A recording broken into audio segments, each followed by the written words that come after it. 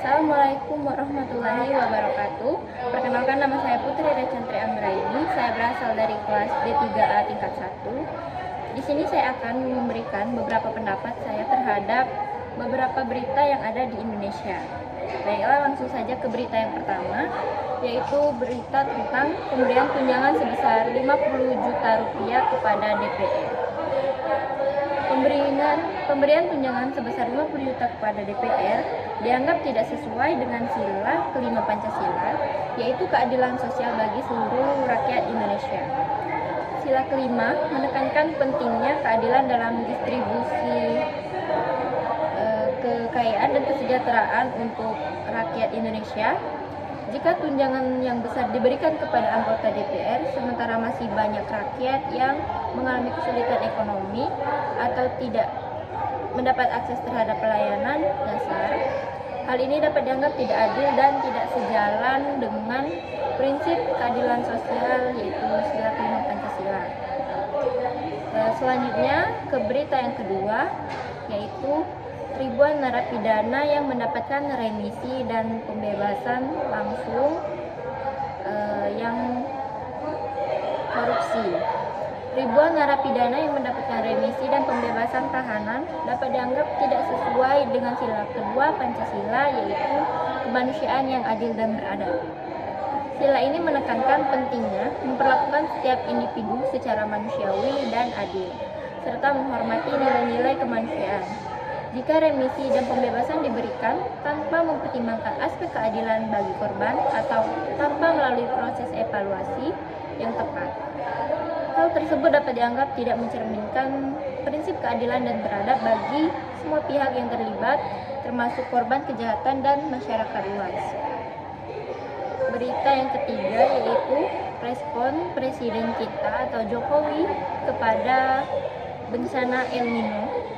Respon Jokowi terhadap dampak El Nino dengan memberikan bantuan langsung tunai atau BLT dapat dianggap sesuai dengan sila kelima Pancasila, yaitu keadilan sosial bagi seluruh rakyat Indonesia. Sila kelima menekankan pentingnya pemerataan kesejahteraan dan perhatian terhadap rakyat yang mengalami kesulitan seperti dampak dari bencana alam dengan memberikan BLT. Pemerintah berupaya meringankan beban masyarakat yang terdampak El Nino seperti petani dan nelayan yang mengalami kerugian akibat kekeringan dan gagal panen. Langkah ini sejalan dengan prinsip keadilan sosial, yaitu memastikan bahwa semua lapisan masyarakat mendapatkan bantuan sesuai dengan kebutuhan mereka. Berita keempat ialah impor beras Bulog sebanyak 2 juta ton hingga akhir 2023. Keputusan Indonesia untuk mengimpor beras sebanyak 2 juta ton dapat dipandang sesuai dengan sila kelima Pancasila, yaitu keadilan sosial bagi seluruh rakyat Indonesia. Sila kelima menekan pentingnya keadilan dalam kesejahteraan bagi seluruh rakyat Indonesia. Dalam konteks impor beras, kebijakan ini bisa dipandang sebagai upaya untuk menjaga stabilitas harga pangan dan memastikan ketersediaan beras bagi masyarakat, terutama saat produksi dalam negeri terganggu oleh faktor-faktor seperti El Nino yang menyebabkan kekeringan. Dengan demikian, langkah ini dapat dilihat sebagai upaya untuk melindungi kepentingan masyarakat luas dan menjamin akses pangan yang cukup dan terjangkau. Selanjutnya ke berita yang kelima, yaitu Omnibus Law Cipta Kerja. Sebelumnya, apa sih Omnibus Law Cipta Kerja? Omnibus Law Cipta Kerja adalah undang-undang di Indonesia yang bertujuan untuk meningkatkan iklim investasi dan menciptakan lapangan kerja dengan menyederhanakan regulasi.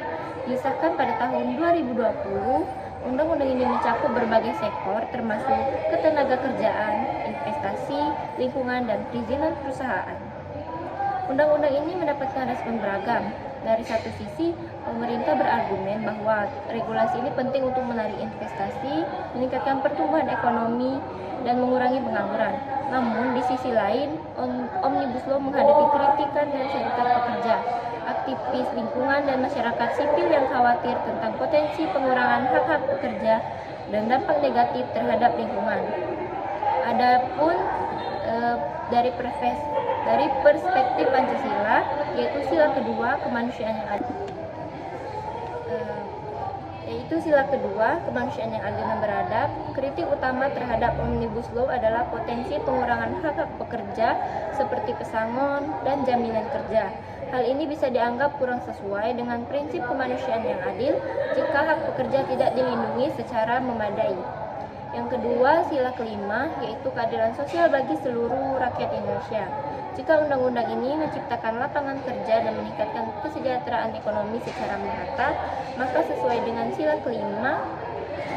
Namun, jika manfaatnya hanya dirasakan oleh segelintir pihak atau mengorbankan lingkungan, maka akan dianggap tidak sesuai. Secara keseluruhan, implementasi dan pengawasan dari kebijakan ini akan sangat menentukan apakah Omnibus Law sesuai dengan nilai-nilai Pancasila. Kita ke berita terakhir, yaitu Menteri Pertahanan atau Menhan Prabowo Subianto yang membeli 24 pesawat tempur F-15EX baru dari Amerika Serikat. Kementerian Pertahanan Indonesia memperkuat TNI melalui pembelian 24 pesawat tempur F-15EX baru dari Amerika Serikat, yaitu Menhan Prabowo Subianto yang terlibat dalam proses penandatanganan kontrak. Pembelian ini bertujuan untuk meningkatkan kapasitas pertahanan udara di Indonesia dan memperkuat pertahanan nasional. Dari perspektif Pancasila, itu ada dua. Yang pertama, sila ketiga, Persatuan Indonesia. Langkah ini sejalan dengan upaya memperkuat pertahanan negara guna menjaga kedaulatan dan keutuhan wilayah Indonesia. Dengan memiliki angkatan bersenjata yang lebih kuat, Indonesia dapat lebih efektif dalam melindungi wilayahnya dari ancaman luar ataupun orang luar. Yang kedua, sila kedua, kemanusiaan yang adil dan beradab. Pembelian peralatan militer canggih diharapkan tidak hanya meningkatkan keamanan nasional, tetapi juga harus memperhatikan kesejahteraan dan hak-hak masyarakat, termasuk transparansi anggaran dan penggunaannya untuk kepentingan umum. Secara keseluruhan, kebijakan ini dapat dianggap selaras dengan Pancasila, terutama jika dilakukan dengan prinsip transparansi, efisiensi, dan memperhatikan kesejahteraan masyarakat yang luas. Baiklah, itu saja pendapat dari saya. Saya akhiri. Wassalamualaikum warahmatullahi wabarakatuh.